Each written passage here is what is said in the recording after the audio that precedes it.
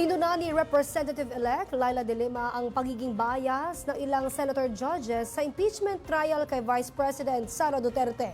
Aniya ilan sa kanila ay tila nagpapakita ng suporta sa vice-presidente.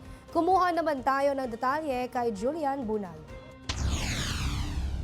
Kinwestiyon ni Representative-elect Laila De Lima ang lantarang pagpapakita ng pagkiling ng ilang senator judges hinggil sa impeachment proceedings ni Vice President Sara Duterte. Ayon kay De Lima, ang pagsama ni Senators Robin Hood Padilla at Amy Marcos kay Vice President Sara Duterte sa pagpunta sa ibang bansa ay nagpapakita ng kanilang hayagang pagsuporta sa bise. Ani ni De Lima, ito ay may tuturing na taliwas sa dapat na iasa ng senator judge sa impeachment trial.